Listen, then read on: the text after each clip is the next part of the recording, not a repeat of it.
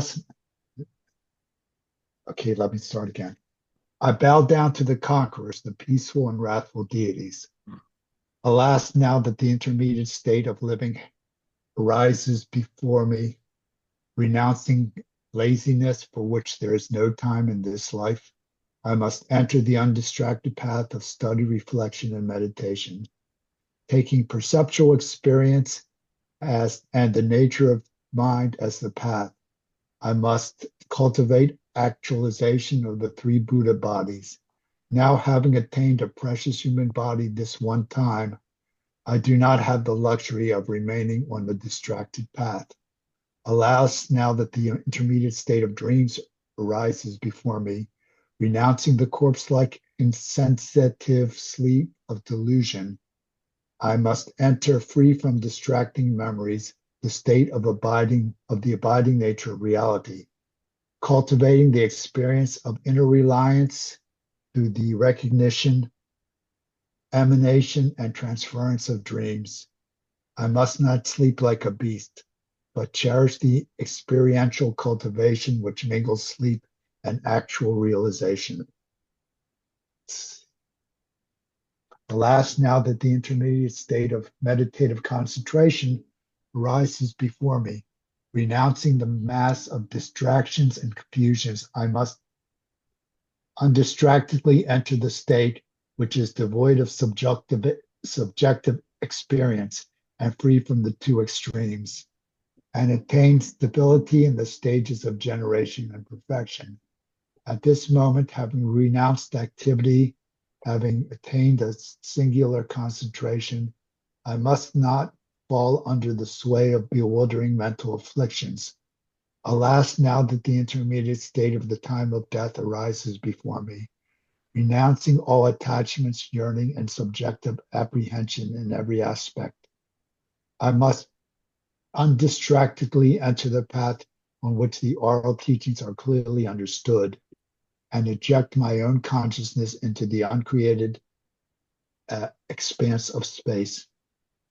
Immediately upon the separation of the compounded body of flesh and blood, I must know the body to be like a transient illusion.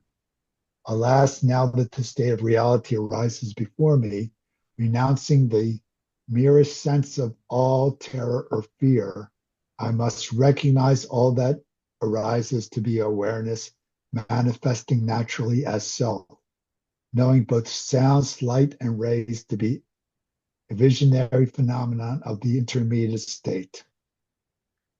Once I have achieved both the supreme human form, once I have achieved birth in the supreme human form, may I act so as to swiftly liberate all who see and hear me. And may I not be influenced by the negative past actions, but multiply and emulate my past merits. Wherever I may be born, in whatever land it may be, may I quickly encounter the meditational deity of my past lives, knowing from immediately after birth how to speak and talk. May I remember my past lives and attain the power of non-forgetfulness. May I easily come to master by study and reflection the manifold stages of learning and intermediate and great, small, intermediate, and great. May the country into which I am born be auspicious, and may all sentient beings be blessed with happiness. O peaceful and wrathful conquerors, may I and all others become entirely at one with you and come to resemble you in all your forms, your retinues, your lifespan, and your Buddha fields, and in every quality of your supreme auspicious marks. To the compassion of Samantabhadra and the infinite peaceful and wrathful deities, by the power of the truth of pure reality, and by the blessings of mantrins who practiced one-pointedly, may every wish of this aspiration prayer be fulfilled. Samaya. You want me to continue with the rest of it? No. Just read that, the colophon at the end. At this moment, having reached the critical point, I must not fear the assembly of peaceful and wrathful deities which manifest naturally. Alas, now that the intermediate state of rebirth arises before. Did I skip this or not? No, no. Did I? Uh, Okay, because it doesn't seem to be in the same order. Okay, I'll read it. Alas, now that the intermediate state of rebirth rises before me, I must with one pointed intention concentrate my mind and resolutely connect with the residual potency of my virtuous past actions. I must obstruct the womb entrance and call to mind the methods of reversal. This is the time where perseverance and purity of perception are imperative. I must give up all jealousy and meditate on my spiritual teacher with consort. From the mouth of the accomplished masters, some of these words come these words, O you, with your mind far away, thinking death will not come, and tranced by the pointless activities of this life. If you were to return empty-handed now, would not your life's purpose be utterly confused? Recognize what it is that you truly need. It is a sacred teaching for liberation. So you should not practice this divine sacred teaching. So you should not practice this divine sacred teaching beginning this very moment. Okay. And it is also said, I choose not to take the oral teachings of the spiritual teacher to heart. Am I not the deceiver of myself? Okay, so that's the end. I think it's out of order somehow. well, what's online, what you were reading from is a to print a booklet. So it's a Okay. booklet format. So it goes, Oh it yeah, jumps oh yeah. from page to page, so Okay. that the pagination will work when you print it. Okay, sure. I understand now. So Yeah. I'm sorry, but I was just reading it in normal reading order and didn't realize that until Okay. I got all the way through. All right. So Oh, using there's the still more pages. using this Okay, text, um, then that's right. it would be on page one and go through page six. So if you're following, if you happen to have the page text and you guys are the ones that do have it, so anybody watching on YouTube who does not have the text but would like a copy of these four daily prayers, let me know and I'll be happy to print and mail them to you. You can also go to our website at Buddha Practice Study and this booklet is there ready to print. So that's what Bernie was reading from. So it's in the proper page format. So if you print each page, it's going to come out as a booklet. So that'll be very handy for you, I think. So you can either Okay. let me know, I'll mail you a copy, or you can print it yourself and have it that way. So I will be reading from the page text, which I should have been doing from the first place, but Okay, I was very good. reading from the online copy. You want me to read the 10 No, branch prayer? no, not Okay. now. Thank you. Okay. Because I wanted to try and use the time to be able to talk about things and so on. So let me just go to um, one moment.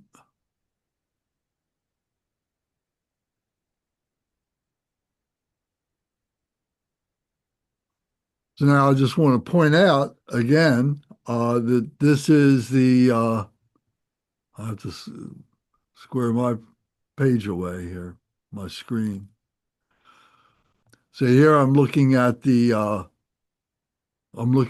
table of contents of the page of text.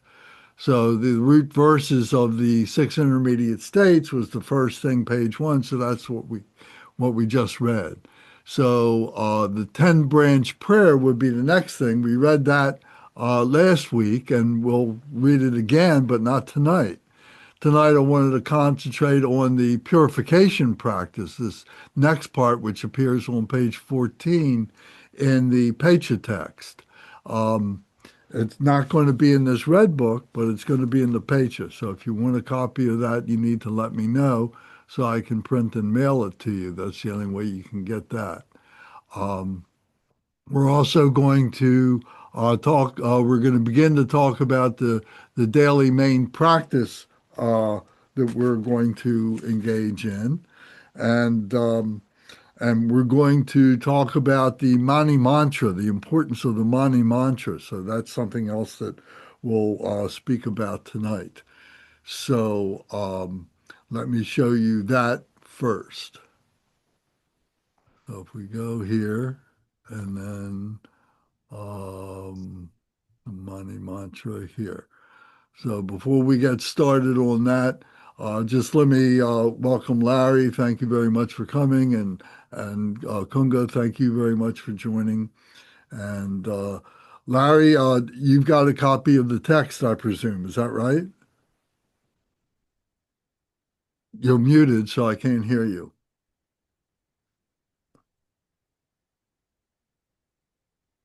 What page are we about to read from? Well, right now we're on the table of contents, is what I've been explaining. So that was the very first page of the Pecha. So Brendan, you've got a copy, right? And Kunga and Bernie. So what we're doing is following, some semblance of order in the way we would do these things. So you can notice that there is an asterisk by some of these titles that are listed under the daily prayers and recitations before death. So Bernie just read the root verses. Then next would come the natural liberation of habitual tendencies, and that has 2 points. One is the 10 branch prayer, and the next one is the purification. So that's what we're going to talk about tonight is the purification and the practice. So do you see that, Larry? Are you with us on this? Uh,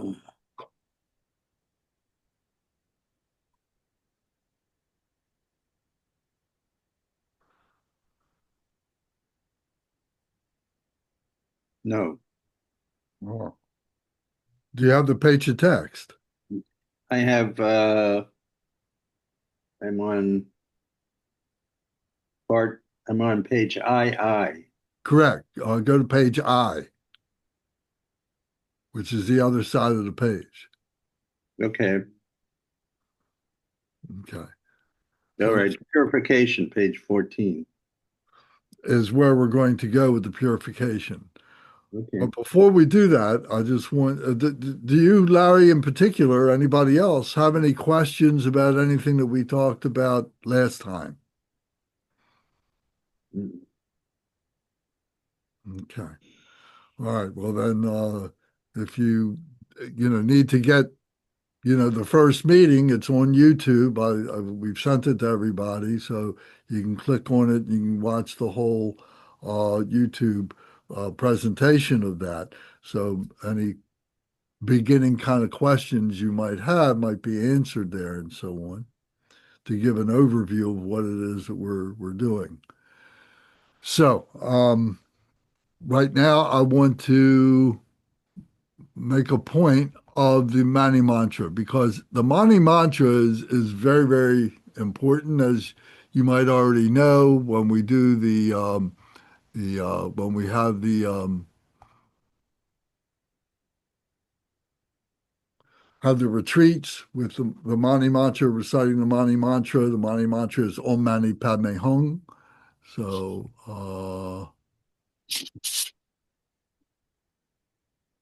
when we do the Mani Druption, this is what is recited and so on over and over again. And so the meaning of the Om Mani Padme Hum, loosely, it's defined as behold the jewel of behold the jewel, behold the the The jewel. jewel in the lotus. I'm sorry, say it again. Behold the jewel in the lotus. Yes, thank you very much. Behold the jewel in the lotus, and so we're thinking of Avalokiteshvara, but as we are engaging in the mantra, that we become that jewel in the lotus. We're sitting in the lotus position, and so we become that. And for the in this with the Bardo Thodol, we think of each of the syllables Om, Ma, Ni, Pad, Me, Hung, all around the center, which is the seed syllable Shri. So here the colors are represented by each of the different seed syllables, the different syllables of the mantra, and each one has the color and the symbolic representation of one of the six human realms. So the Om is aimed at the God realm, the white God realm. Ma is aimed at the green, at the jealous gods or the anti gods. The yellow, the Ni, is aimed at the human realm. So those are the three higher realms, Om, Ma, Ni. Then the three lower realms begin with the light blue, the Pad, which is the animal realm. And then the red is the hungry ghost realm, which is the May, Pad May. And then the dark blue is the Hung, which is the hell realm beings. And in the center is the Shri, and the Shri is the primal cause of bringing compassion, love, joy, and equanimity to all beings, to be able to awaken that with all beings. So when we're reciting Om Mani Padme Hung, that's that's rotating around the Shri symbol, that we are setting these to the six realms, to the six realm beings, that each one is being liberated through this light that is going to each of these beings and so on.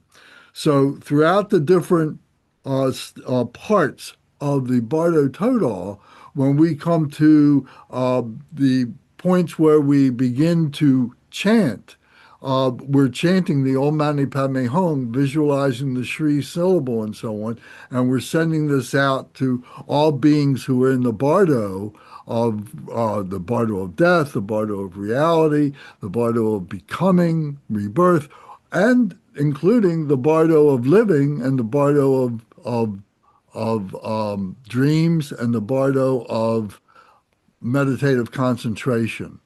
So this is the theme, this is the thread on which all the Bardo Thodol is woven by, with this Om Mani Padme Hum. So I'll point this out to you. Do you have any comments or questions about this?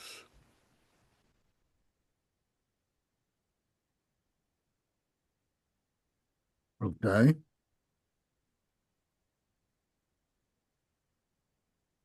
So then if we go to page on the Pecha, the text here, if we go to page 14, then the next topic to discuss tonight is the natural liberation of habitual tendencies, the purification. So I'm going to change screens here.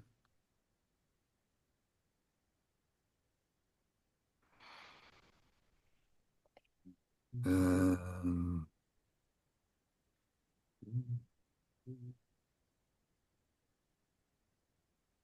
so does everybody have page 14? Can you see that? Okay.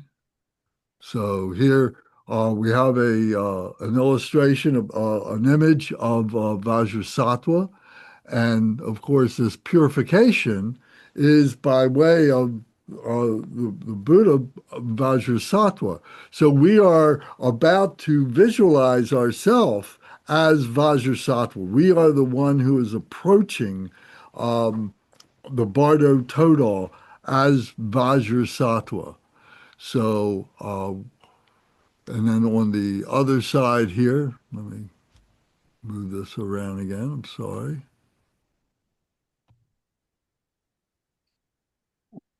Hmm.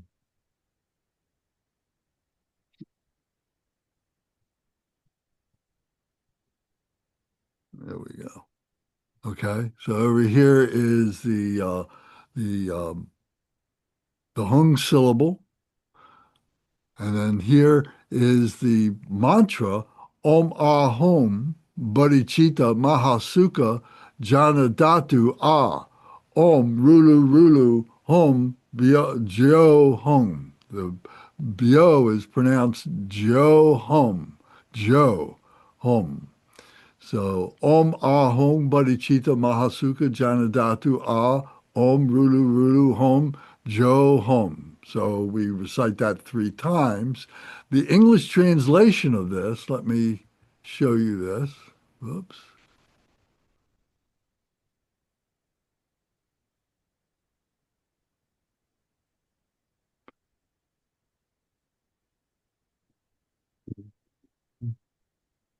The English translation of this, if you look over in this little box over here, you can see the English translation says, it is the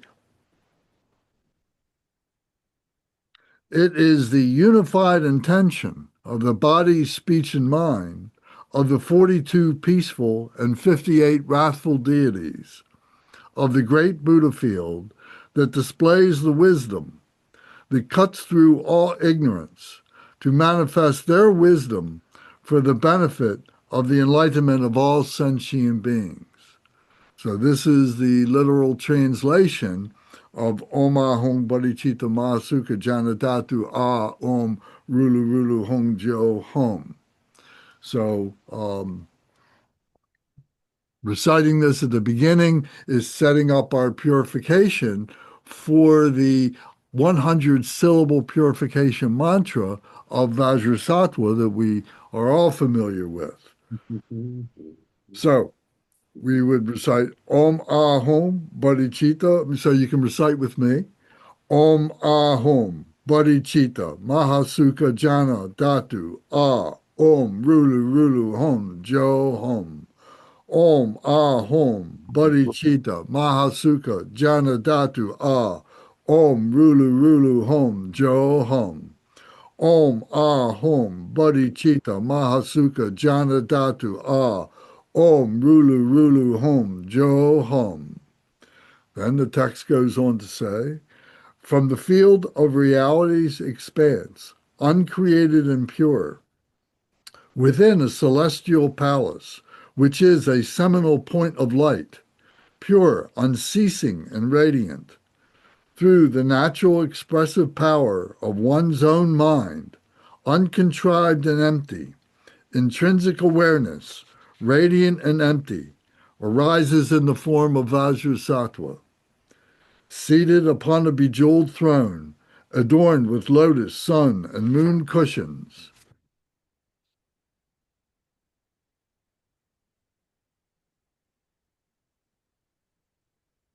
Or my pages got mixed up.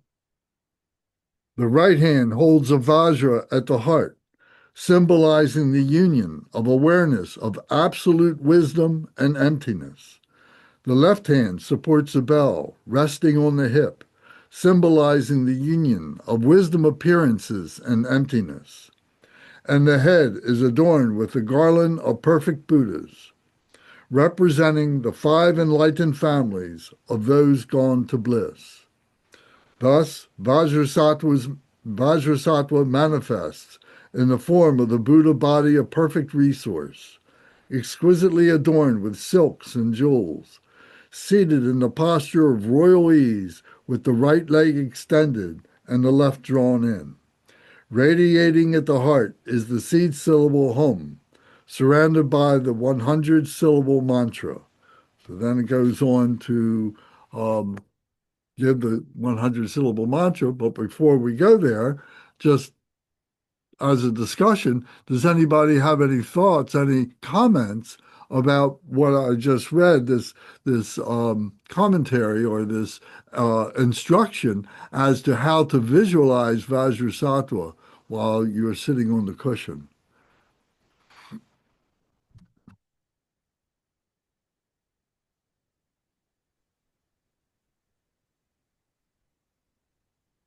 Okay, so if no question. I did have one comment. Yes, please. It just reminded me it's a very similar description to the Vajradhara or the that we use for the Nundro. Uh-huh. I noticed it's very similar. You know, the seat is not sitting in the Vajra position, so that's different, but it seems like the same two symbols, the Vajra and the bell. Um, so I don't know if you had anything to comment about that, the similarities.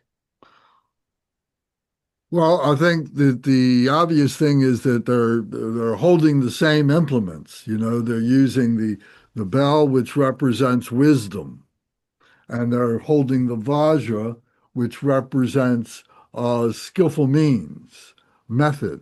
So the two together bring enlightenment.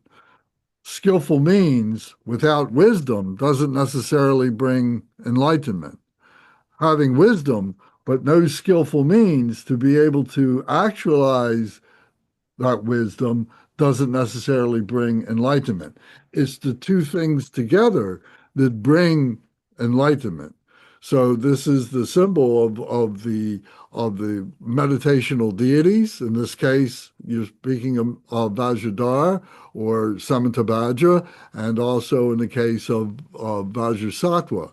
As Vajrasattva, it is through the purification of confession, of being able to recognize that we are part of this Sambhogaya field of 100 deities that are bringing us this purification practice, that are allowing us to manifest this. So these two implements are representing that. The as we approach it as Vajrasattva, and as it becomes the result as Samantabhadra Vajradhara. So this is why there's a similarity between that. You point out that their leg positions. In Vajradhara, he's seated in a full lotus position. But with Vajrasattva, he's seated in a half lotus position where the left leg is pulled in towards the center of the body, and the right leg is extended outward as a means to be symbolizing leaping up, to be able to come to the aid of all beings, to be able to rise to being able to help all beings through the process of this purification. So that's the main difference between them. Vajrasattva has a white body. The body of Vajradhara is a dark blue body, is the same color body as Samantabhadra, and represents the primordial nature of what we say is the Buddha, the perfected Buddha, that the perfected one, the awakened one. So the primordial one, the primordial nature, is that unborn nature, so pure that it has not been born as a human being, but yet we use it with this anthropomorphic image to help us to understand this connection. But in reality of the meditation, it does not have a form. It is formless. It is absolute. It is non-conceptual and so on. But we've created these things, these objects and so on, to help us to come into union with this, see it as the human experience in meditation. Thank you. Are you familiar with the Samantabhadra image? I'm not sure. Okay. I don't think I've seen it anywhere. Well, are you familiar with the Vajradhara image? Yes, Okay. you can see it. It's right behind me. Correct. I was just going to point that out. So we're seeing how, these different deities are implemented, are used in different practices. Here in this practice of the Bardo Thodol, is kind of like, an overarching practice, an overarching symbolic practice to be able to see how all these 100 deities all work together to be able to help us to attain liberation. Is the English translation of Vajrasattva wisdom being, and then Vajradhara is wisdom what? Dar means to hold, Right. wisdom holder, Holder of the holder of the Vajra. holder of the Vajra, holder of the wisdom, That's wisdom holder. Vajradhara, holder of the Vajra. Vajradhara, yes.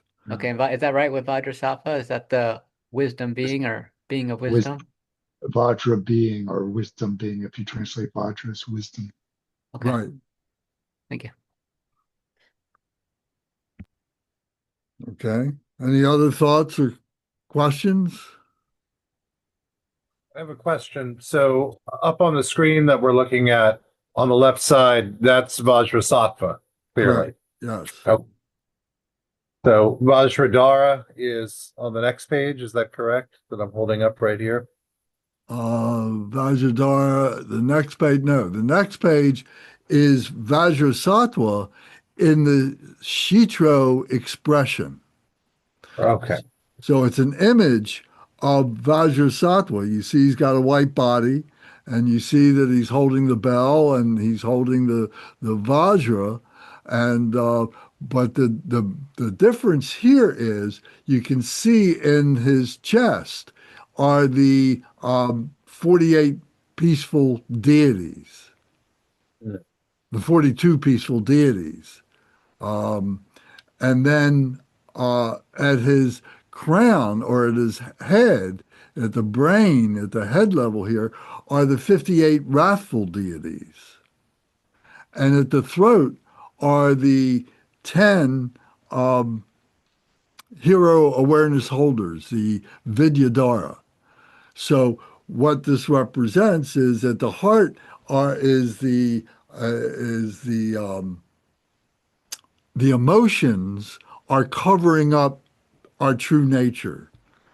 Here, the emotions are cut through from the brain by these wrathful deities or these fierce deities. And the hero awareness holders, the Vidyadhara at the throat, are those habitual tendencies. So it's the three obscurations to enlightenment that are being pointed out here in the Shitro deities. The peaceful deities, the wrathful, fierce deities, and the Vidyadhara hero awareness holders. So this sets up what the different parts of the Bardo Thodol is. So last week we pointed out part 1, part 2, and part 3 that are listed right in the table of contents here. So you can see that, and we're going to sequentially go into each one of those. So this image of Vajrasattva represents the embodiment of all these deities in order to overcome all those obscurations that we create for ourselves. Thank you. The beautiful colors, that indigo color. Thank you. So, these have been clipped from different images and so on. Some come out of the images that are in the book that this text comes from. And some of the images were handed to us, were given to us by the lamas in being able to give the teachings on the Bardo Thodol and so on. So, okay. So then we go to the next part here at the bottom of page 15. So we will have recited this instruction here about Vajrasattva, about the purification, and then we would recite the 100-syllable mantra. So at this point, we should recite this together out loud 3 times. All together.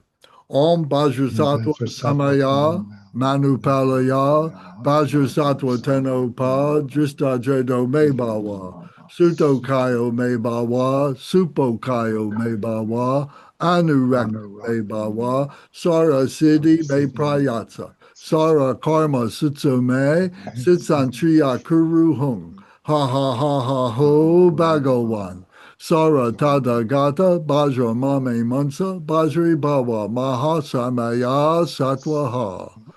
Om Vajrasattva Samaya Manu Palaya Vajrasattva Teno Pa Dristadredo Mebawa Suto Kayo Mebawa Supo Kayo Mebawa Anu Raktu Mebawa Sara Siddhi Me Prayatsa Sara Karma Sitsa Me Sitsantriya Kuruhong Ha ha ha ha ho Bhagawan Sara Tadagata Bajra Mame Mansa Bajri Bhava Maha Samaya Satwaha. Om Vajrasattva Samaya Manu Palaya Vajrasattva Tenopa Dristadredo Mebawa Suto Kayo Mebawa Supo Kayo Mebawa Anu Raktu Mebawa Sara Siddhi Me Prayatsa Sara Karma Sitsa Me Sitsantriya Kuruhung Ha ha ha ha ho Bhagawan Sara Tadagata Bajra Mame Mansa Bajri Bhava Maha Samaya Satwaha. So the bottom it says repeat as much as possible so that two obscurations may be cleansed. The obscuration of afflictive emotions and the obscuration of mental misconceptions, the obscuration of wisdom. So those two in particular. So if you have a bell and dorje, it's very good to be able to use them, to be able to hold them in the proper position as you sit in the attitude and the mudra of Vajrasattva. So with the Vajra at the heart and the bell at with the bell up like this at the hip helps us to visualize Vajrasattva and that we are Vajrasattva. We experience the Bardo Thodol as Vajrasattva, the one who is on the path for purification. So we visualize that we are Vajrasattva. So that's what this is preparing ourselves to be able to do.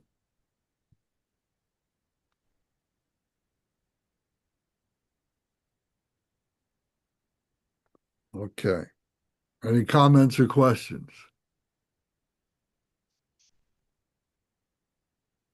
Okay, so then we're going to engage in what would be the daily main practice.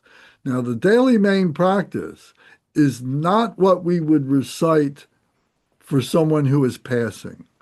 This is something that we would recite for us as a practitioner to be able to remember and learn and be able to become the embodiment of this Bardo practice of becoming the Shitra, of becoming all these deities and so on.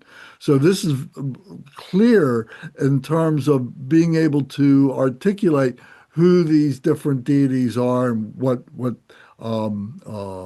attributes they have and so on. So we're going to do this because it's a very good introduction to what then comes afterwards would be the part that we do recite when someone is dying and when they have died, and that we're guiding them for the 49 days through the Bardo, through the different aspects of the Bardo, which is explained in the text and so on. So before we get started, I just want to make one other point.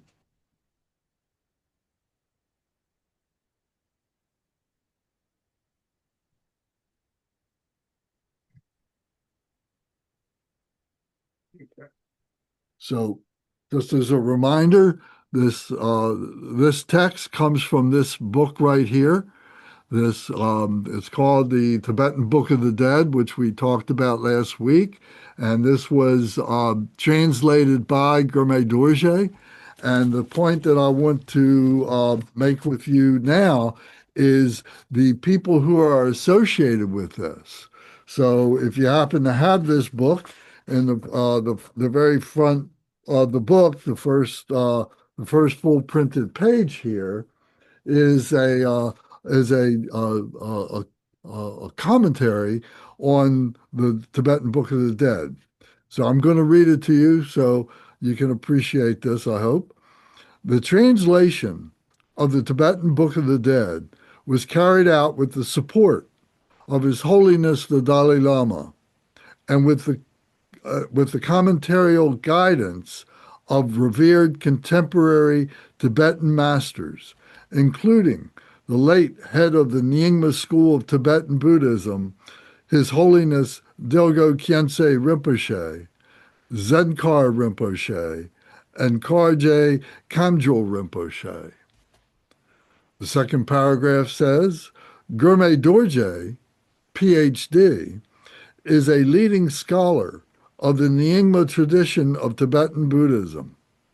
His 7 major publications include works on Tibetan lexicography, medicine, divination, and pilgrimage guides to Tibet and Bhutan, as well as the translations of His Holiness Dudjom Rinpoche, the Nyingma school of Tibetan Buddhism. His forthcoming titles include the Gyagarbha Tantra, Dispelling the Darkness of the 10 Directions. Forgive my mispronunciation of the Gyagarbha Tantra. Guhaya Garba, I believe. Guhaya Garba. Rahaya Garba. Thank you. That's how I pronounce it. All right, well, thank you.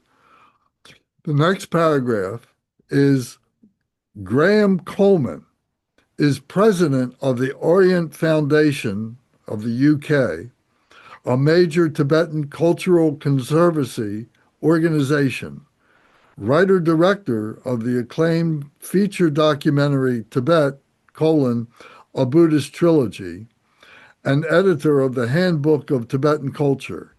He has been editing Tibetan Buddhist poetry and prose texts in cooperation with various distinguished translators since the mid-1970s. And the last paragraph on this page is about Thupten Jingpa, PhD, is the senior translator to His Holiness the Dalai Lama and president of the Institute of Tibetan Classics. His works include the translation of 12 books by the Dalai Lama, including the New York Times bestseller Ethics for the New Millennium and the forthcoming The Universe in a Single Atom, the Dalai Lama's perspective on the meeting of Buddhism and modern science. So Gurme Dorje is the translator, the main translator, but he had the support, the help of the Dalai Lama, of course, and he had the expertise to do the proofreading and to help with questions and so on by Graham Coleman and by Thupten Jingpa. So this is quite an authoritative piece that is considered to be the complete English translation of the Bardo Thodol. All of its different chapters, all of its different elements are in here. The liberation by hearing, the liberation by seeing, and so on like that. So if you want to get a copy, it's got the commentary in there. The root text, which is what this Pecha text is, I extracted the root text from the book, put it in the Pecha text, and woven in the book is this text along with commentary. So to make it easier for us to learn and to be able to practice, that's why I made the Pecha, so that we could share this and be able to become more and more familiar with it easier, and then to be able to practice it. But if you want the full commentary and so on, it's available in the book. There's hard copy and there's paperback that is available and that I know about now. There's several other translations. There's one by Francesca Fremantle, where she is constantly quoting Chogyam Trungpa Rinpoche. There's the Sogyal Rinpoche, the Book of Living and Dying. There's the book by,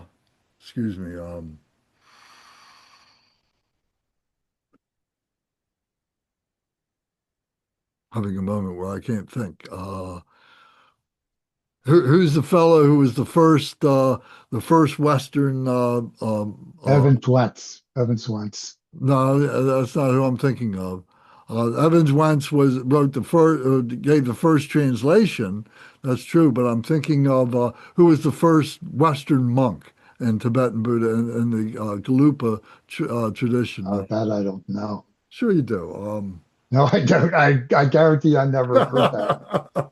It's I can't think of his name. Oh, you're thinking of Thurman? Yeah, Robert Thurman. Thank you. Robert Thurman. Yeah, I guess he was the first. Robert Thurman, yes. So there's his translation. So anyway, so this one is very, very clear and has the benefit of all the commentary and so on and the root text. So this one is very good. This translation is excellent. Okay. Anybody have any comments or questions? Questioning the authority of this or anything like that? I received a teaching by Khenpo Samdup at Drikung Dharma Surya Center.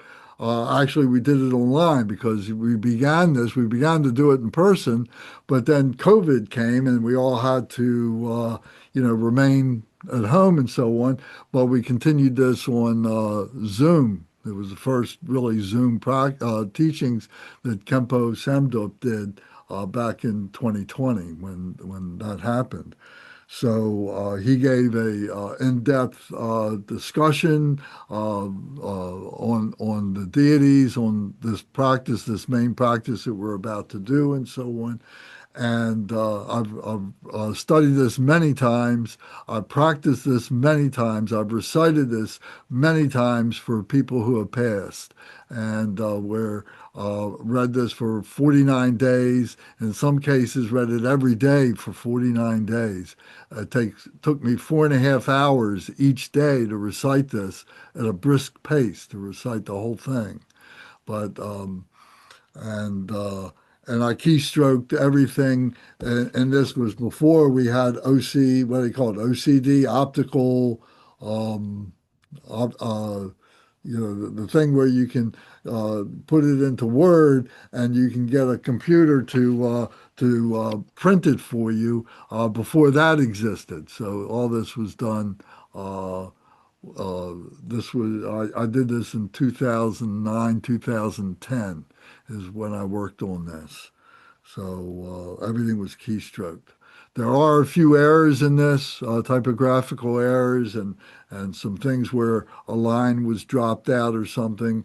But as we go through it, I'll point those out and you can write them in and so on. And the text that you have, there was a printing problem on a few pages where the colors were kind of smeared. The drum needed to be replaced on the printer I was using, and I didn't know that it was a problem until after it printed. So I saved these copies just in case they were useful. So I made them available. I had 4 copies, and I made them available to you 4 guys. So I hope that is helpful to you and you understand the imperfection of these texts and so on. So. Okay. Any comments or questions? All right. Well, let me point out to you, I'm going to, this artwork that is on page 17 over here, I'm going to change the screen just for a minute so I can point out something else to you.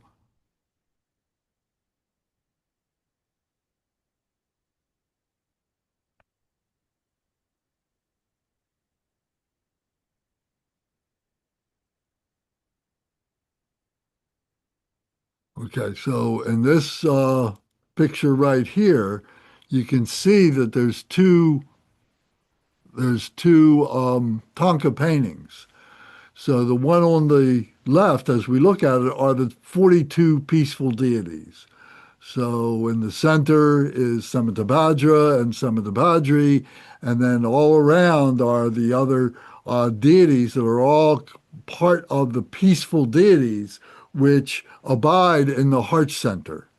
So the picture of Vajrasattva with the three Shitro deities, this is the image of those 42 peaceful deities. So each one of these are all explained through the Bardo Thodol. So we'll get familiar with these and so on. But you may have noticed these tankas in the Dharma centers and so on, or online. But this is the peaceful deities.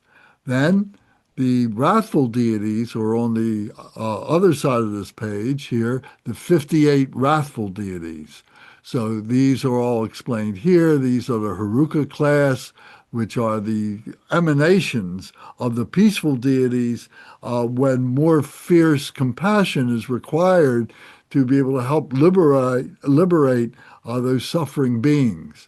So they are depicted in this drawing, but associated with them are other enlightened beings that are that help those who are going through the bardo to not fall further into rebirth. That may help them to re-engage in the holy practice of liberation by reconnecting with the Haruka deities, which then are emanations of the peaceful deities. So to help those beings to maintain their presence, their spontaneous presence in the bardo of reality. So this is all symbolic. We use it for the death process, for being in the being reborn, reincarnation, and so on. But it is also symbolic of the meditative process of preparing yourself to sit on the cushion, to go through the accumulations, to go through the contemplations, to go through the meditations that lead to that spontaneous presence of liberation. So this is for beings who are alive now, who are practicing meditation, who want to attain liberation, who want to attain enlightenment in this very life. This is the elucidation of the Sambhogagaya deities to help us to be able to do that.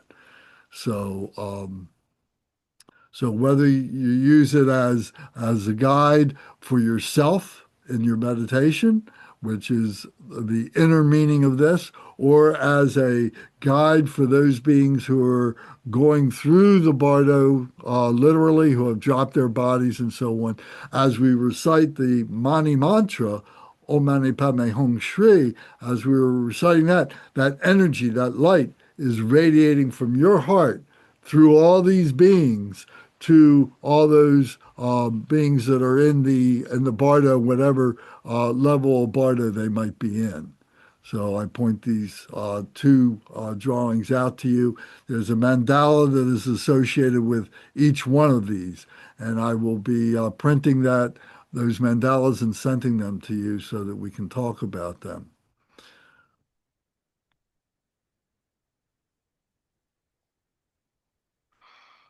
Okay. Any comments or questions about that? Okay. All right. Well, very good. Then what I'm going to do is I'm not going to screen share because you each have the book. So for me to keep up with the book and being able to screen share and everything, I think is an unnecessary distraction for me to be able to keep my train of thought going on. So I got my book in front of me. I hope you have your books in front of you. So we'll go through this and stop and talk about each part. If you have a question or comment, don't hesitate to turn your microphone on and just come right on and speak, please. Okay, any comment, questions? What page do we start on? We start on 17. That's what I thought. Okay. Yes. So this is the natural liberation of habitual tendency. So here we are, we have accomplished some degree of being able to overcome the afflictive emotions. We've practitioners who've been doing this for some time and so on. So we've had some experience with the accumulation of wisdom, merit, so on like that, dealing with the 5 poisons and all the results of that and so on. So we've had some familiarity with that.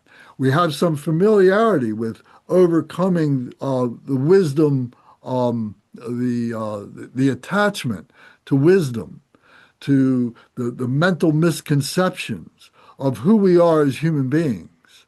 That, for us to be able to really understand what it is to be enlightened, what it is to be Buddha, what it is to be liberated, we have to approach this as a humble deity, as a humble being, as a humble Vajrasattva who is doing this body, speech, and mind for the benefit of all beings. So there is that accumulation of that absolute wisdom that is beyond the wisdom of our humanness, of our human nature and so on, which speaks of arrogance, which speaks of conceit, which speaks of our uniqueness of having to help other beings. What we are going through are stages of becoming of a bodhisattva. And the last vestige of the bodhisattva holding on is saying, oh, I don't have to be fully enlightened because I still have to help other beings. They need me to have this so that they can be enlightened. And that becomes something that the bodhisattva holds on to, either by choice or by their inability to see that that's what they're doing, to recognize that's what they're doing. The bodhisattvas, the 8 great bodhisattvas, have held on to their position of enlightenment for the benefit of beings and so on. And they're content with that. They're satisfied with that. And we, as we go along, we should be content with those levels too, to say, oh, I'm not ready to be a complete, perfect human being, I know, or a perfect Buddha. I know that, but I am going to work to become a complete human being through the physical, through the intellectual, and through the spiritual developments that I go through and so on. And this is the exposition of what that is and so on. So this main practice is to help us to recognize this. So now I'll go to page 17, and here in the top portion of this introduction, it says, having thus purified the 2 obscurations, and there's an asterisk there, and if you look at the lower right-hand panel, part of the panel, it says, number 1, the fundal ignorance, the dualistic nature, as an obscuration. And the next one is the dissonant mental states, the kleshas. So the kleshas would be the afflictive emotions, the results of the afflictive emotions, the dissonant mental states.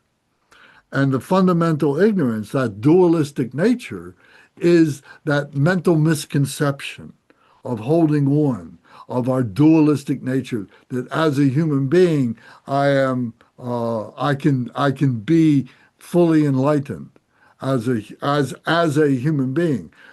We can be enlightened, we can be liberated, but not for the reasons that we're holding on to. It's for the reasons that we are leaving behind. We are cutting through all the dualistic nature, and we are crossing over to that which is the pure nature, which is non-conceptual.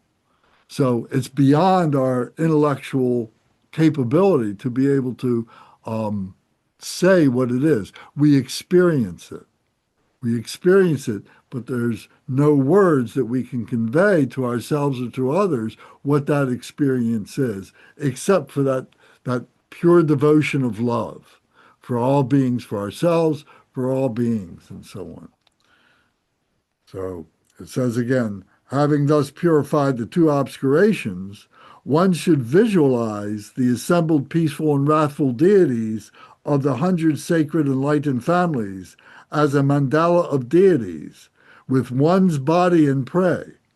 It is in this context that the aspirational prayers of the intermediate state are recited. The combined practice is as follows. So this is an introduction about what we're going to be doing in this study.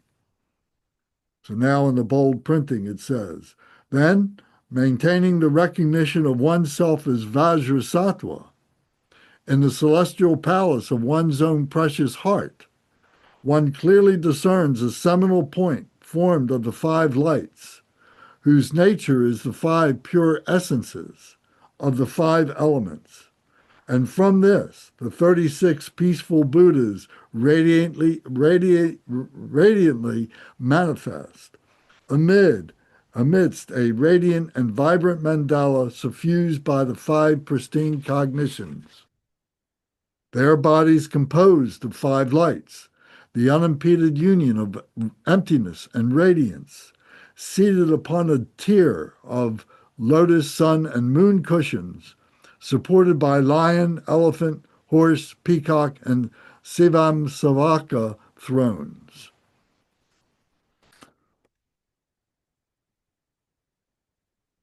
So why are we visualizing ourselves as Vajrasattva? Because we are confessing whatever negativity, we're confessing whatever imperfections that we have, we're confessing those, we're laying them bare, we're cutting through their causes, we are cutting through their actualization, and whatever remnants, whatever remains are there to be able to cross over into our true nature. So it's through Vajrasattva that we do that, the confession Buddha, purification Buddha. So the language here is bringing us to the lights. You know, we're using our language to be able to articulate this, but the experience is in the light, is beyond the language, is in a light realm, if you will. As we get into the meditation, deeper into the meditation, we begin to experience red, blue, white, green, and yellow as they being the symbols, the manifestation of that energy. So we begin to transform into a language that is beyond our normal human language and so on. So here it's pointing out these different lights and the way in which they are being used, the way they're being spoken about, and so on. Anybody have any comments or questions? So on page 18, it says, the first line says, their bodies composed of 5 lights, the unimpeded union of emptiness and radiance. So again, it's talking about, you know, this energy that is beyond our intellectualization.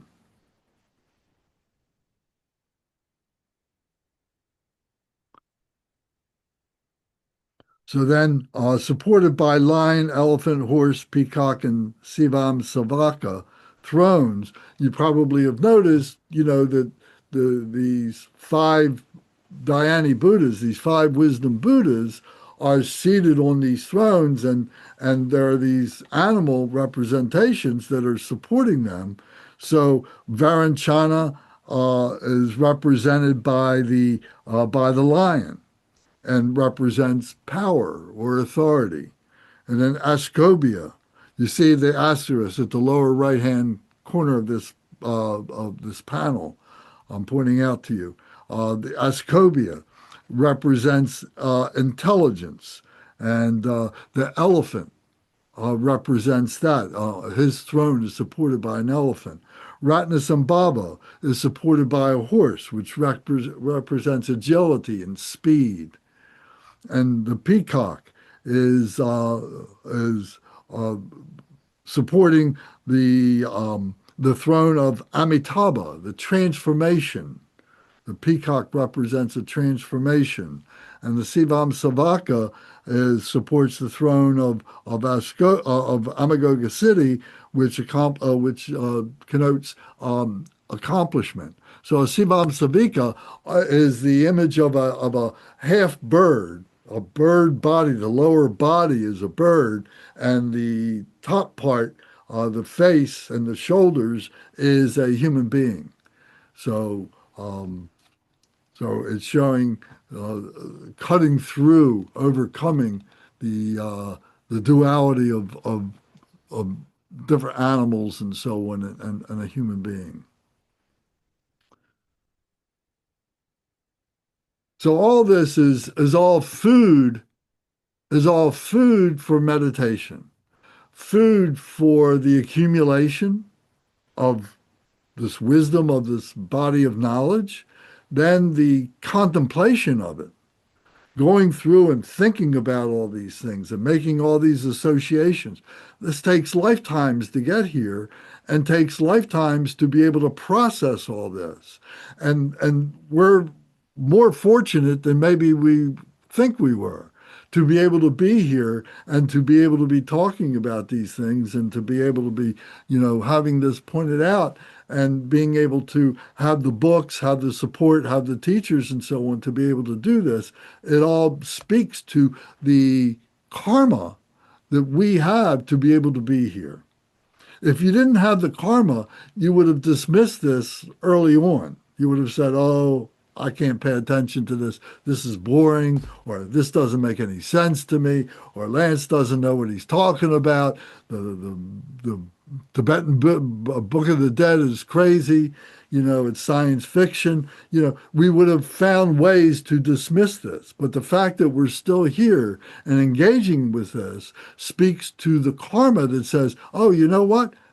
There's a strong possibility this makes sense. And I'm going to engage in this and see this through. And part of that engagement is the contemplation of this. When we exhaust the contemplation, we cross over.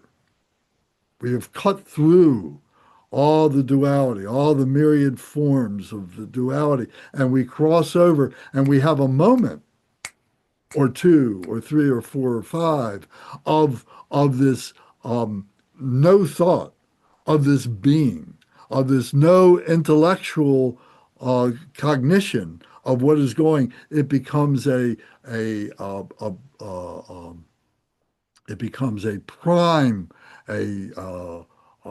primal cognition that is beyond our intellect, and we can cross over into that through our meditation.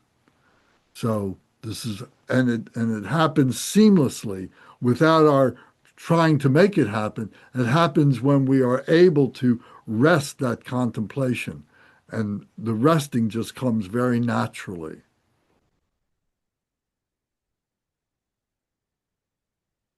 So then, Om Ahum, the body, speech, and mind.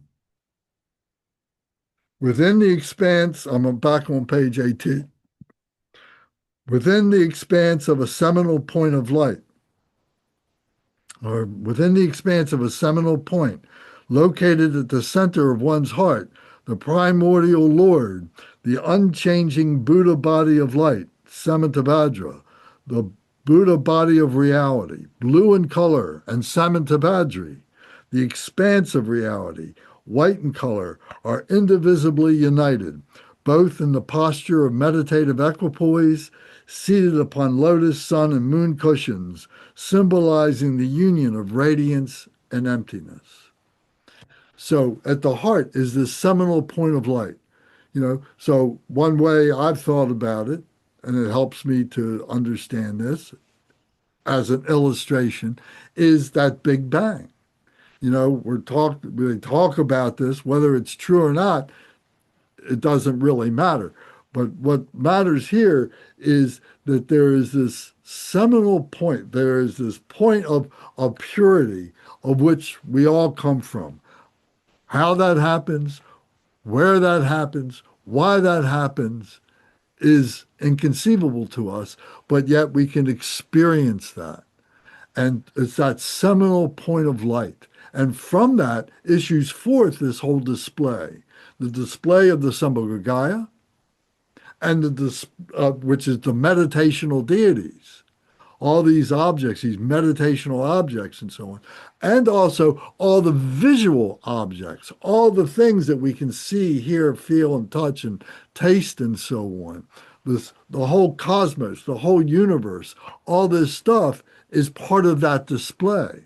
There's the physical display, and there's the meditational display. So the female aspect connotes that birthing, if you will, that going from that seminal point and bursting through with all this imagery, with all this appearance, with all this phenomenal nature. She represents that. He represents, Samantabhadra represents the actualization of that wisdom, of being able to use that for the benefit of all beings. She represents the birthing of that. So all that wisdom issues forth. He represents the application of that wisdom, the actualization of that wisdom. So it's called the Buddha body of light, the Buddha body of reality. She's the expanse of reality. Somebody's got their whole, yes, Kunga. So when you say expanse, is that connected to radiance? Is that I'm a little, which one is Samantabhadra connected with emptiness? Is Samantabhadri connected with radiance? Is that how this They're works? both indivisible of both of those. I'm not sure what the meaning It's of not that radiance literal. is. It's not that literal to say she's only radiance and not emptiness. Can you say a little bit more about what you mean by what's meant by radiance? Well, I think it's best explained through the analogy of the sun. Okay. The sun is just radiating light, radiating energy, radiating whatever you can think of, and with no thought of it coming back to itself or anything like that. So it's just radiating all of this. What it lands on becomes luminous. So there's the radiation of the sun, there's the luminosity of all that light lands on, and it becomes light. So we receive that radiance from the sun. We receive that radiance from the seminal point. And through that, we become luminous. We become clear. We are able to see. It's like turning on a light in a dark room, lighting a candle in a dark room or something like that. And the emptiness, what's that? Yeah, once you're through, I'd like to say a few words about that as well. Okay, well, I got my, so okay. fine, just give me a second. So then the other part was the emptiness, and the empty nature of all this, to see that all this is just like a movie that is being projected up onto a screen. It's just a display of all this. And we're making all these apprehensions of what we think this is. We're using these conventions that we agree that image is such and such this. It's a train, it's a blue sky, whatever it is, that we've just come together to be able to say, okay, we will agree on these names, we'll agree on these objects and so on, what they mean. But by themselves, they're empty of any true nature. They are composites of many, many, many things. And they're just appearances. So, Bernie, go ahead. Okay, this this confuses a lot of people because we're talking about things that really can't be talked about, that we're really just sort of pointing at, the old expression, the finger pointing at the moon. So generally, when we talk about the ultimate nature of reality, there's this kind of a positive pole and a negative pole. The negative pole would be like emptiness, which really is saying that nothing really can be said about reality because all sort of concepts fall short and are really just conventionalities. The positive pole is what's called here radiance. Other places it's called clear light. And it really is talking about that nature which can be experienced but can't be talked about. So the two poles of reality is it can be experienced, and that's the clear light nature, but it can't be talked about, and that's the emptiness nature. So that's what we mean when we're talking about the unity of emptiness and what they say, radiance right here.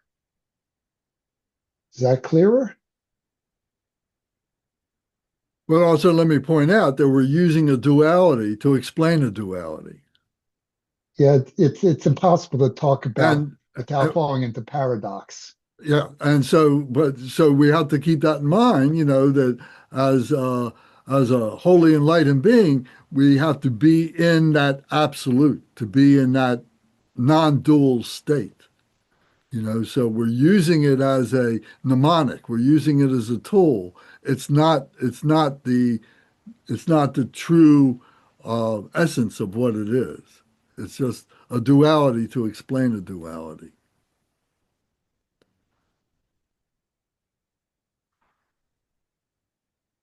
So the Yab Yom, in whatever configuration it is, and whatever maleness it is, and whatever femaleness it is, it speaks of that coming together, that it's all within ourselves. It's given anthropomorphic form so that we have an ability to be able to cognize that, to recognize that. But we recognize it as that light coming together, as that polarity coming together, all those dualities all coming together to be the absolute, to be a display of the absolute. Once we get, once you have that cognition, that pristine cognition, it's referred to in the Bardo Thodol as the pristine cognition. Once you have that pristine cognition, not intellectually, but experientially, you can't forget it. It becomes who you are.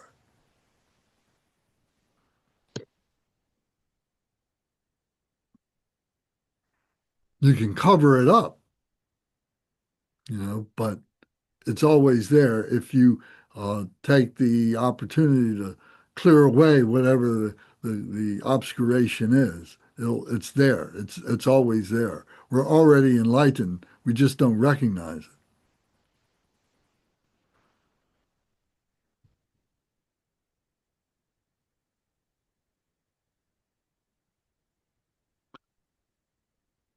Okay. Brendan and Larry, are you guys still with us? How you doing? You got any questions or comments? Oh, I'm still here. I'm just soaking it all in. It's like I read one time, it's like trying to explain advanced calculus to termites. What Bernie was saying about it's beyond our conception. So that reminded me of that. Okay. We're the termites, so to speak. So do you think that this helps in some way or another to, point at the moon or whatever it is, that, there's something here and I have to, allow myself to clear away, whatever ideas, preconceived ideas I have of what this might be. I have to let all of that just wash away. And then, that this is going to rise up all by itself, so to speak. Yeah, I think this is a helpful tool towards doing that. I do. Okay, good. Larry, how about yourself? You have any comments or questions? No, I'm just trying to soak it all in. I'm just feeling a little overwhelmed. Okay. All right. Are you enjoying it? Yeah. Okay, good. Okay. All right, thank you.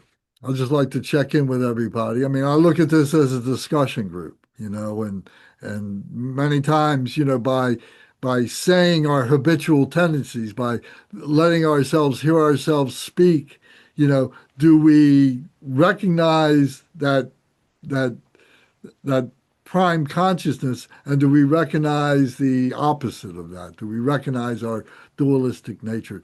Because sometimes, we're enlightened whether we realize it or not, and sometimes, enlightened things come out, and but then also things that come to suppress it come out too. So we need to be able to recognize those differences and have control of that. Okay, so then page 19. So we were just talking about Samantabhadra and Samantabhadri. So now page 19, it says, to you, the supreme ancestors of the Buddhas of past, present, and future, I bow down, make offerings, take refuge, and pray. And then we recite this prayer. As soon as we, the deceased, die and begin to transmigrate, at that very moment, when the pure inner radiance of reality dawns, may we, the deceased, be welcomed by the Father, Samantabhadra, before us. May we, the deceased, be supported by the Mother, Samantabhadri, behind us. And thus encircled, may we, the deceased, be guided to the indivisible level of Samantabhadra, the 16th Buddha level, the level of unsurpassed pristine cognition. So the first thing is we, the deceased, because it depends in which context you're reciting this practice. Are you reciting it as an individual, as we are now, an ordinary human being, or are we reciting this for the benefit of someone who is close to us, someone that we have some relationship with, and we're reciting this as a guidance for them? So being able to recognize it as both is really the ultimate meaning, function, purpose of the Bardo Thodol teachings. To see it as one thing or the other is only halfway there, I think.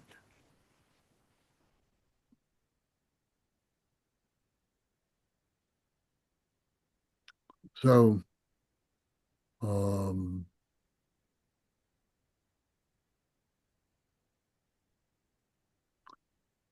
so this points out the inner pure radiance of reality dawns and welcomed by the Father, Samantabhadra, and that the Mother, Samantabhadri, when we see that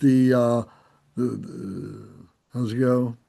The deceased dying, migrate, very moment. By the Father, may we the deceased, supported by the Mother behind us, may we the deceased be guided to the indivisible level of Samantabhadra. So, being able to see that, just as our mother, remember, it's using human concepts to be able to explain this. So the mother idea, object, is to say, here's the mother that gave birth, and now she's supporting us, she's feeding us, she's clothing us, she's making sure that we're clean, that we have a good place to live, and that we're educated, and so on like that. This is all in support. So this is what the female deity represents in whatever field of operation that they're working in, the father and the mother are working in, whether it's whether it's compassion, whether it's fearlessness, or whether it's wisdom, recognition, whatever. So here I think it's interesting, the 16th Buddha level, the level of unsurpassed pristine cognition. So I pick up on this.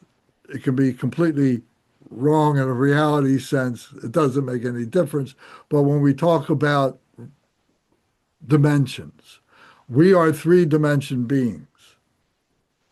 If you want to include, a fourth dimension, many places read, talk about the fourth dimension and time or whatever it is, but the point is that there's many dimensions of which we're only locked in to the three dimensions. We can perceive, we can experience, but there's no way for us to be able to connote what it is, to be able to talk what it is, because it's beyond our comprehension to be able to do that. But here, the 16th level of the unsurpassed pristine cognition is saying this is Samantabhadra, some, some level that is beyond our comprehension.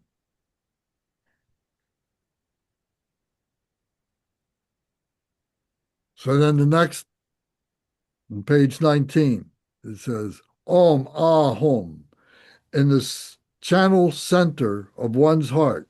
In the channel center, the first one was, let me see here. The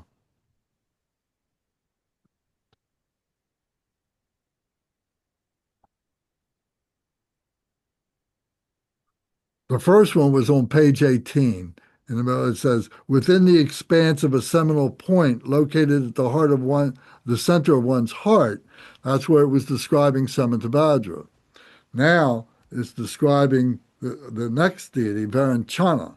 And it says, in the center, the channel center of one's heart is Varanchana in blissful union with Dashvishvari. So it's coming from the same center. They're coming from the same seminal point. Is blissful union with Dashvishvari, white, radiant, holding a wheel and a bell, seated cross-legged, symbolizing the union of radiance and emptiness amidst a mass of light radiating the pristine cognition of reality's expanse. So it's basically the same imagery, the same word descriptions. And then it says on page 20, it says, to you, the principal deities of the central Buddha family, I bow down, make offerings, take refuge, and pray. It says, as soon as we, the deceased, die and begin to transmigrate, at that very moment, when the visions of the intermediate state of reality dawn, and we, the deceased, roam alone in cyclic existence, driven by deep-seated delusion, may the transcendent Lord Varanchana draw us forward, leading us on a path of radiant blue light, which is the pristine cognition of reality's expanse. May the supreme consort, Akasa Datvishvari, support us from behind.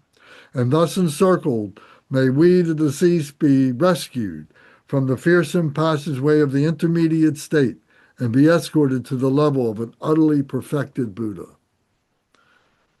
So what is being said here is that this delusion is one of the things that is pulling us away from our natural state of reality.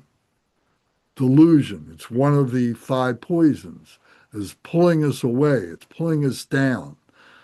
To be undiluted is to be free of any blocked up, obscurated thought or anything like that.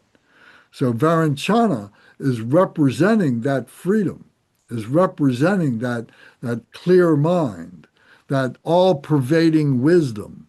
The 5 Buddha families. And Varanchana sits in the center, and white body, and he's in the teaching mudra, and he represents the all-pervading nature, the all-pervading wisdom.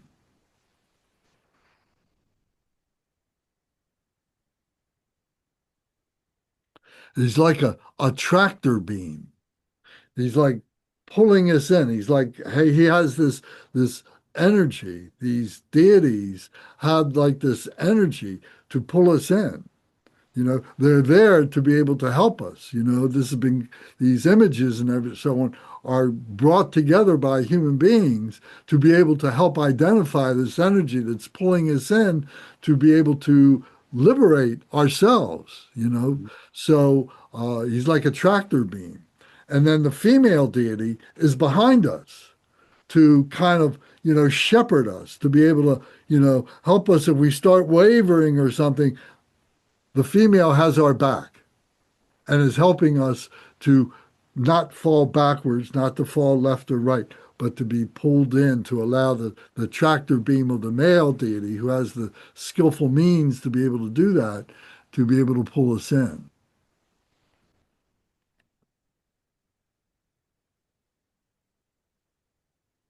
So the delusion is the fault of the human being that pulls us away from this natural state of liberation.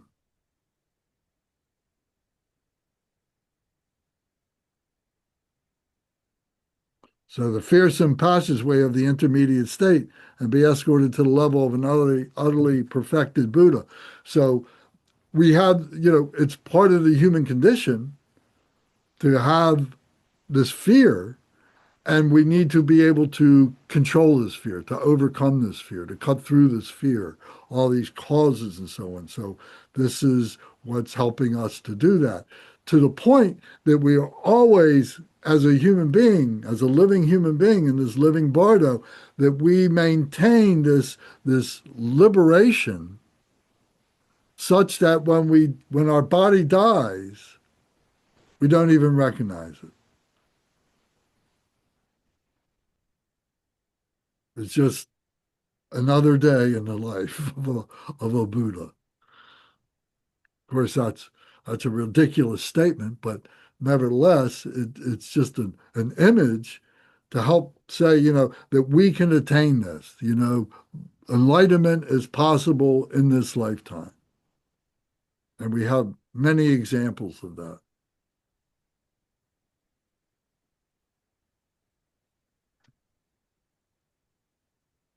Okay, I'll move on to the next one.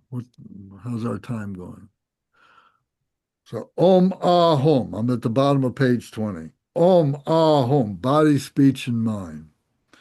In the eastern channel branch of one's heart, the first two were center. So now we're in the eastern part. In the eastern channel branch of one's heart is Vajrasattva Ascobia, in blissful union with Buddha Lakkhana, blue and radiant, holding a Vajra and a bell, seated cross-legged, symbolizing the union of radiance and emptiness amidst a mass of light radiating the mirror-like pristine cognition. To the right is white Ksitigarbha, holding a seedling and a bell. To the left is white Maitreya, holding a blossoming orange bush and a bell. To the front is white Lasya, holding a mirror and a bell.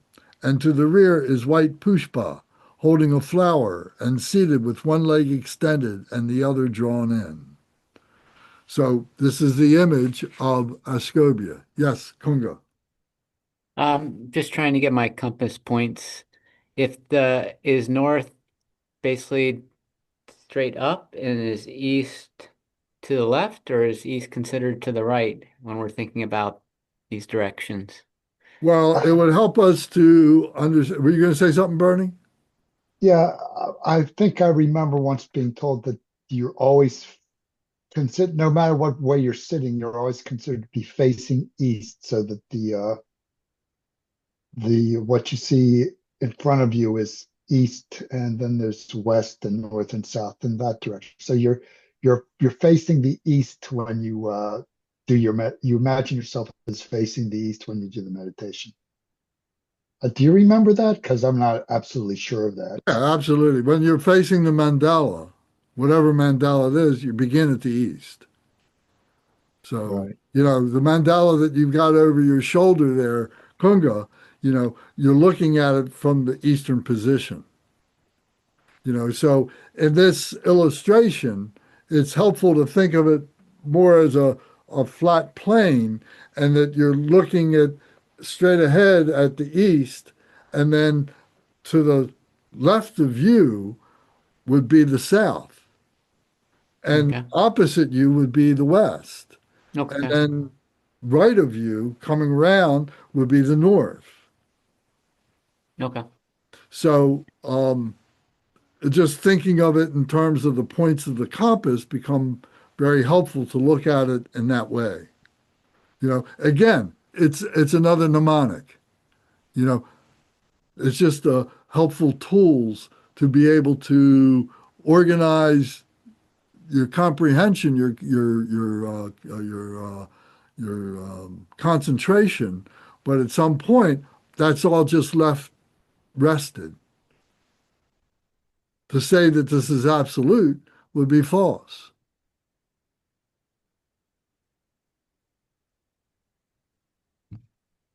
So we think of the eastern channel branch of one's heart. And in the text, he specifically says Vajrasattva Ascobia, and in some places he just says Vajrasattva. So you could say Vajrasattva Varanchana, you could say Vajrasattva Ratna Vajrasattva Amagoga City, and so on, because you're viewing this as you are Vajrasattva. So you're becoming each one of these deities. You're recognizing yourself as each one of these. So in union with Buddha Lakkhana, so radiance and emptiness, it's the same visualization in terms of that. A mass of light radiating mirror-like pristine cognition. So this is Ascobia, the Dhyani Buddha Ascobia is the wisdom of pristine cognition, of perfect awareness. Pristine, so pure it hasn't been born. Once it's born, it becomes subject to misinterpretation. If it remains unborn, it remains in the perfect nature.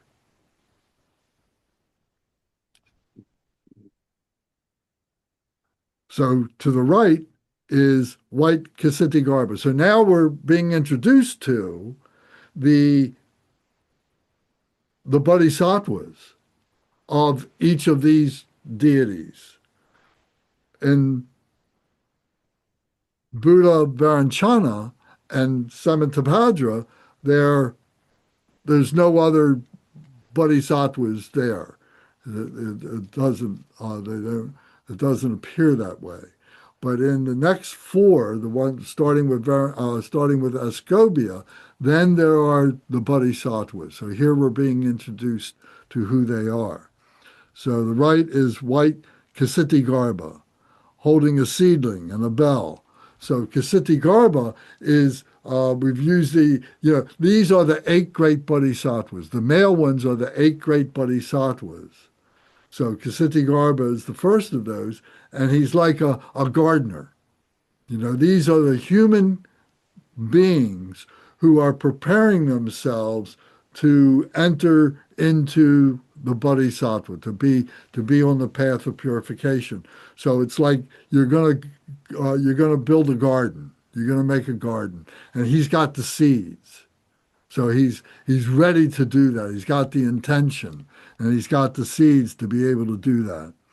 And it says to the left is white Maitreya. So this is the Bodhisattva Maitreya, who's holding a blossoming orange bush and a bell. So here you got the seeds on the one side. On the other side, you got a blossoming orange tree or oranges. So he knows the result. He knows what he's going to do. He's got an object in mind. If you're going to write a computer program, you got to know what your result is. If you're going to build a house, you got to know what you want the house to look like. If you don't have a plan to do it, you're not likely to be able to successfully create something that is going to be purposeful for you. But if you have an intention, if you have an aspiration, if you have the wherewithal to be able to start the project, and you have a goal of what you want that project to be, now you have a system by which you can work in.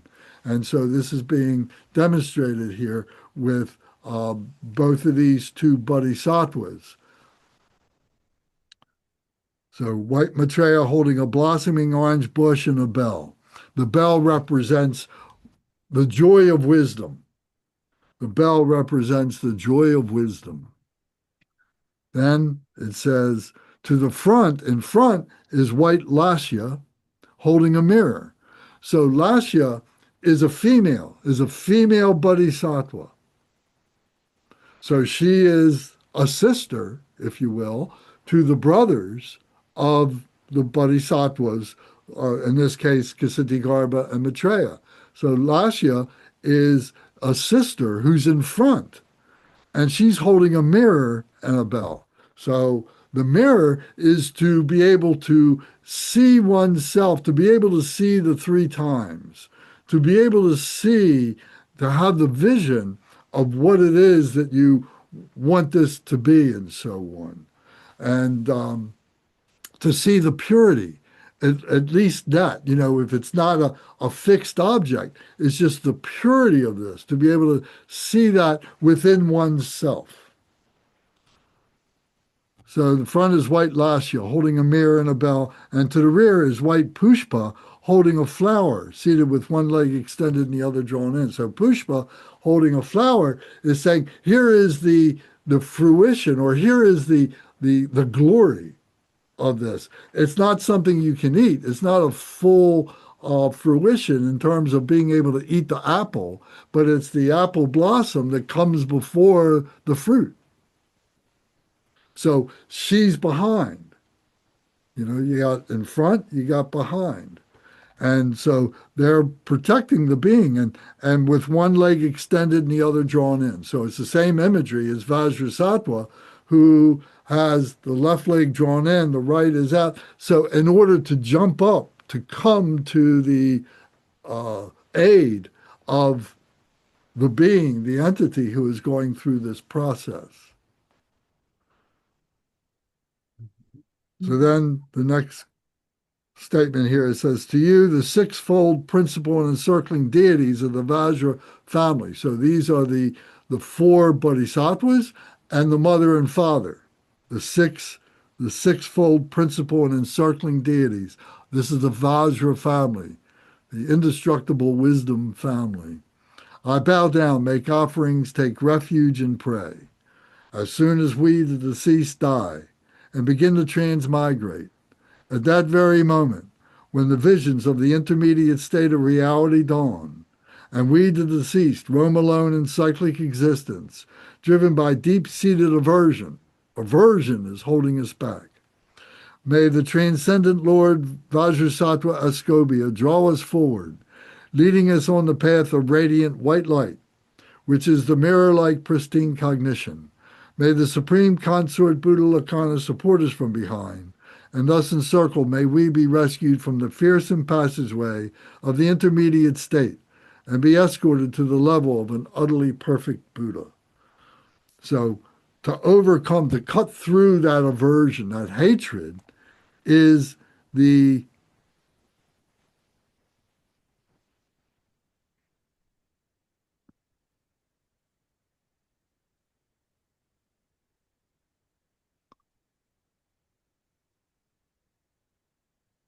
excuse me, I'm just looking for the right.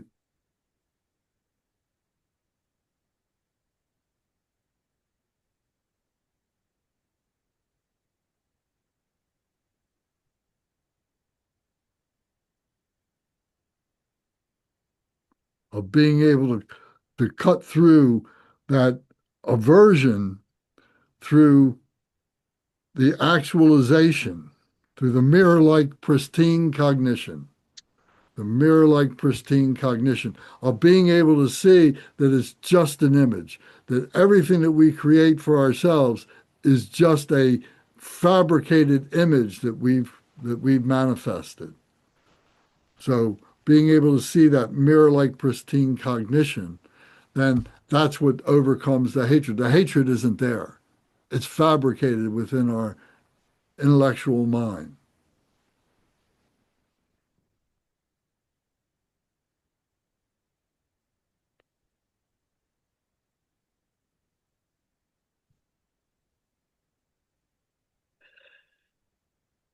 So you see that there's a pattern here. So we'll go to the next one. It says, no, I'm not going to go through the next one. We're going to go 10 minutes. I'd rather go to the next part. So this is where we'll take up next time.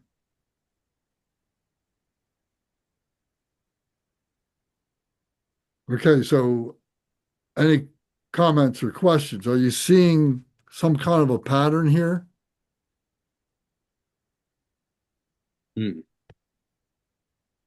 Maybe not enough yet.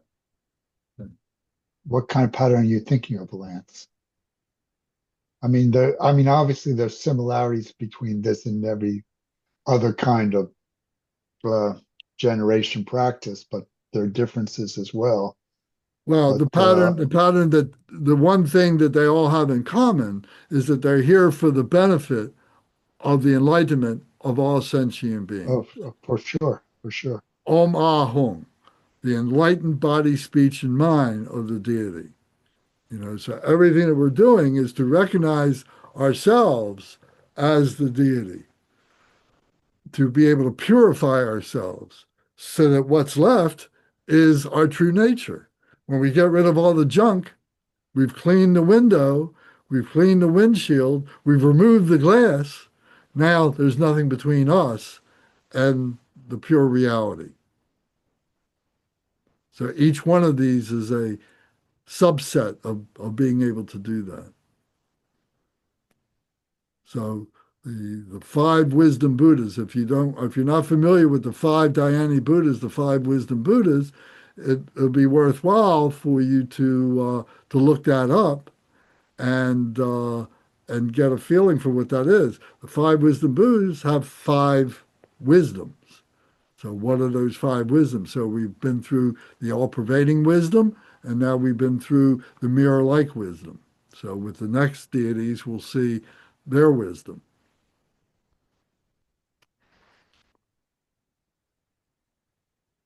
Okay, so I wanted to get to this point here of the closing prayers. If there's no other comments or questions, to get to these closing prayers. So, Brendan, can you read?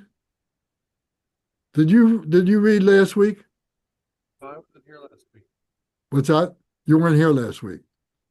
All right, forgive me. Can we hear your voice again? Because 1, 2. yeah, you're very poorly. We're not hearing you. Your microphone's on. Now it's mute. Now the microphone's off. Now? Speak again. It sounds That's like something's blocking your microphone. Is that possible? No, it's not. Well, as you get closer to your device, we can hear you better. Okay. I'll get real close then. All right, so go to page 207, please. And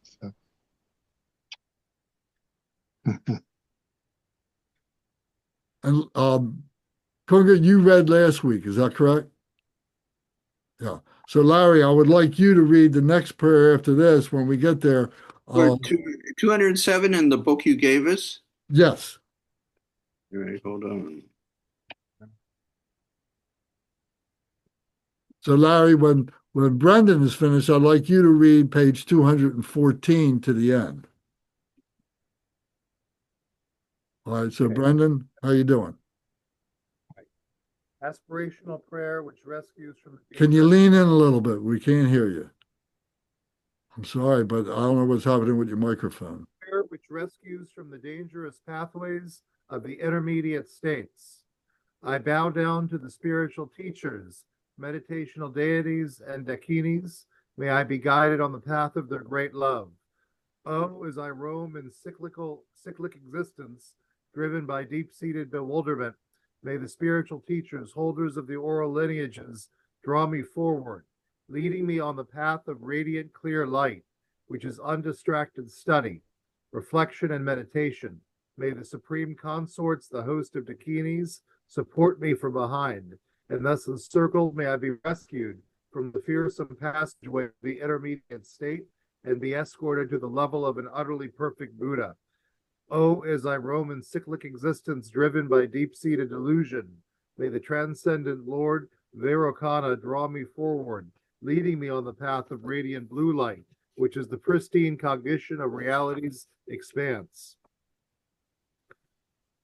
May the Supreme Consort, Akasa Visvari, support me from behind, and thus encircled, may I be rescued from the fearsome passageway of the intermediate state and be escorted to the level of an utterly perfect Buddha. Oh, as I roam in cyclic existence driven by deep-seated aversion, may the transcendent Lord Vajrasattva, Akshobhaya, draw me forward, leading me on the path of radiant white light, which is the mirror-like pristine cognition. May the Supreme Consort, Buddha Lokana, support me from behind, and thus encircled, may I be rescued from the fearsome passageway of the intermediate state, and be escorted to the level of an utterly perfect Buddha. Oh, as I roam in cyclic existence, driven by deep-seated pride, may the transcendent Lord Ratna draw me forward, leading me on the path of radiant yellow light, which is the pristine cognition of sameness.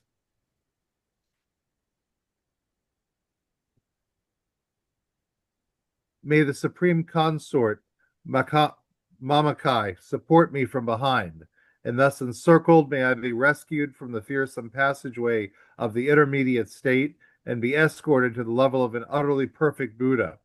Oh, as I roam in cyclic existence, driven by deep-seated attachment, may the transcendent Lord Amitabha draw me forward, leading me on the path of radiant red light, which is the pristine cognition of discernment.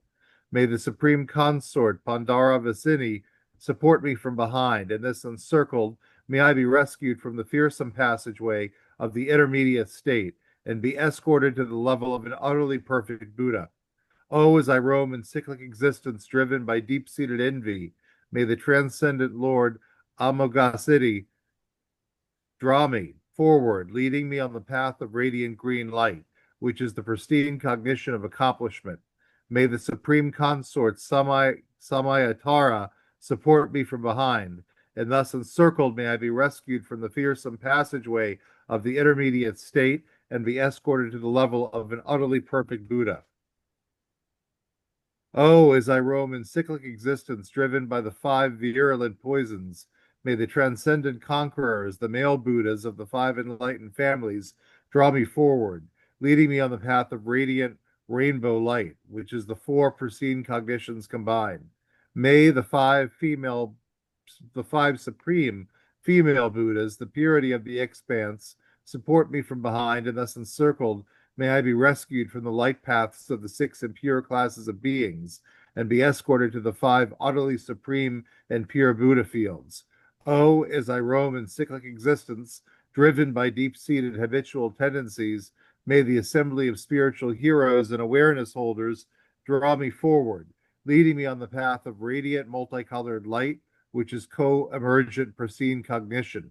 May the Supreme Consorts, the host of dakinis, support me from behind, and thus encircled, may I be rescued from the fearsome passageway of the intermediate state and be escorted to the level of an utterly perfect Buddha. Oh, as I roam in cyclic existence driven by deep-seated bewildering perceptions, may the assembly of blood-drinking wrathful deities draw me forward, leading me on the path of radiant rainbow light, which is free of fear and terrifying perceptions. May the assembly of the Krodasvari, queens of the expanse, support me from behind, and thus encircled may I be rescued from the fearsome passageway of the intermediate state, and be escorted to the level of an utterly perfect Buddha.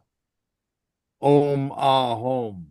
May the fields of the 5 elements not arise as a hostile force. May I see them as the fields of the 5 Buddhas. May the elements of space not arise as a hostile force. May I see them as the field of the blue Buddha. May the elements of water not arise as a hostile force. May I see them as the field of the white Buddha. May the elements of earth not arise as a hostile force. May I see them as the field of the yellow Buddha. May the elements of fire not arise as a hostile force. May I see them as the field of the red Buddha. May the elements of wind not arise as a hostile force. May I see them as the field of the green Buddha. May the awesome sounds, lights, and rays not arise as a hostile force. May I see them as the infinite fields of the peaceful and wrathful deities. May the rainbow-colored elements not rise up as a hostile force. May I see them as the fields of the manifold Buddhas. May I recognize all sounds as my own sounds. May I recognize all lights as my own lights. May I recognize all rays as my own rays. May I spontaneously recognize the characteristics of the intermediate states. May the fields of the three Buddha bodies be manifest. Samaya. Larry, can you read now, please? Okay. How far do you want me to go? Page 214 to the end. Okay. Uh, Aspirational prayer, which protects from fear of the intermediate states. When my life course is ended and I roam alone in intermediate states, the loved ones of the world can no longer help me. So at this critical time, may the conquerors, the peaceful and wrathful deities, quickly release the power of their compassion, and may the deep darkness of my ignorance be dispelled. When I roam alone, separated from my loved ones, and mirrored images of emptiness arise, naturally manifesting, may the Buddhas quickly release the power of their compassion, and may the fear of the awesome and terrifying intermediate state be annulled. When the five radiant lights of pristine cognition dawn, may I recognize them as my own nature, and without awe and without terror, and as the manifold forms of the peaceful and wrathful deity arise, may I fearlessly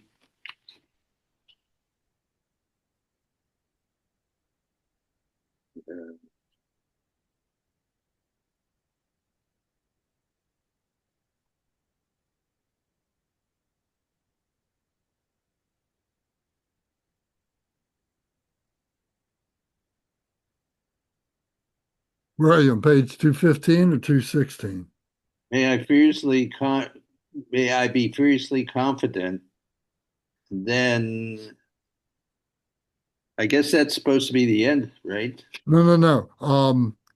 Page 214, and there's a sentence here I'm going to tell you, and we'll get it again. And recognize the characteristics of the intermediate states. Then it goes to page 15, 215.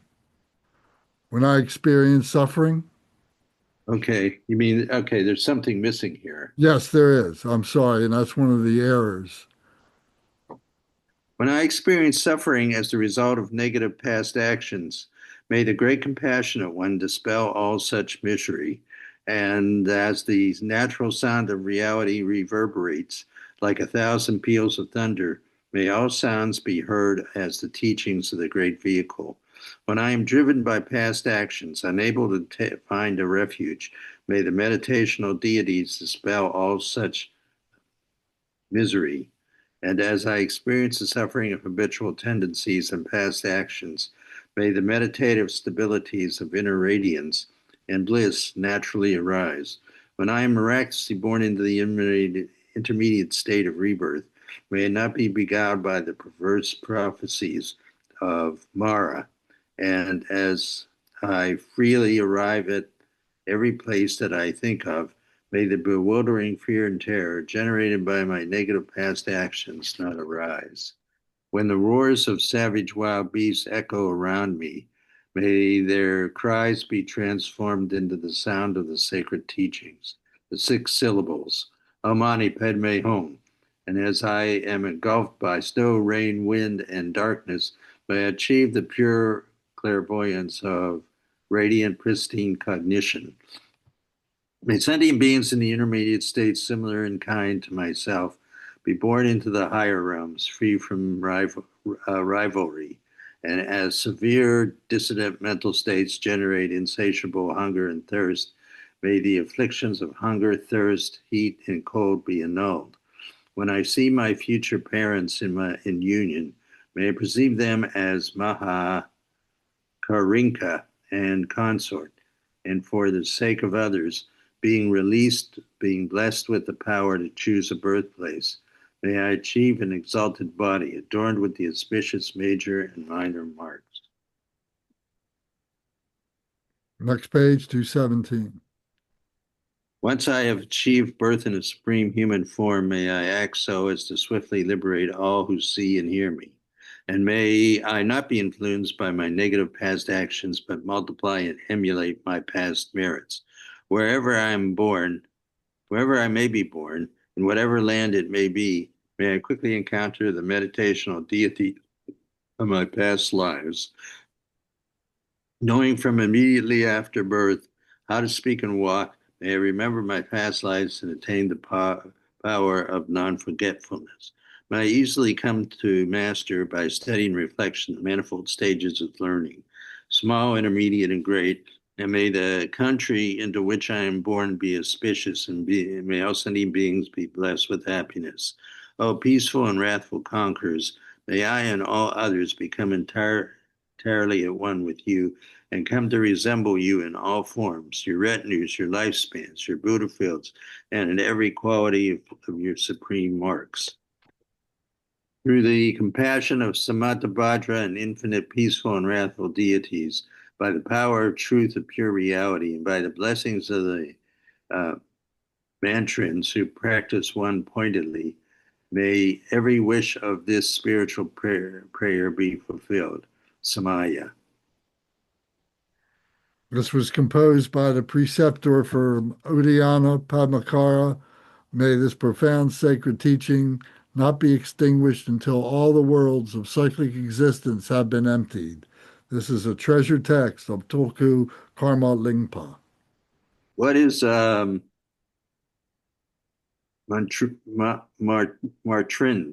Mantrins?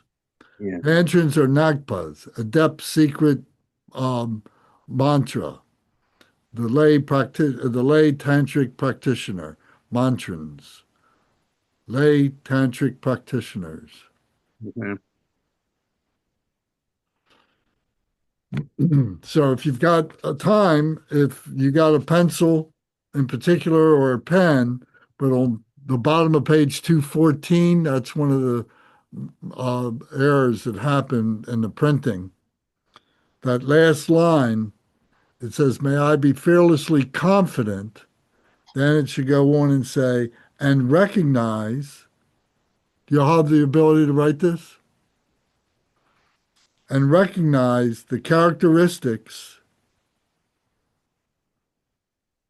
of the intermediate states, period. You got it? And recognize the characteristics of the intermediate states. Recognize The characteristics.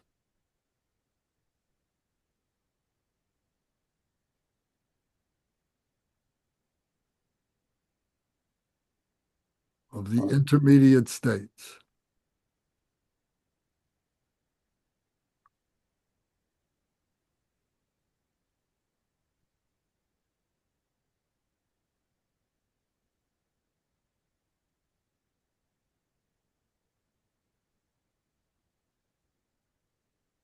Okay. All right, so we'll have to leave it here for now.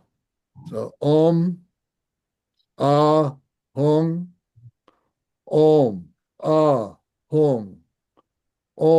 ah, hung. May my body, speech, and mind become inseparable with the body, speech, and mind of all the enlightened ones for the benefit of all sentient beings. Thank you all very much for your patience and questions, comments, and participation. Thank you very, very much.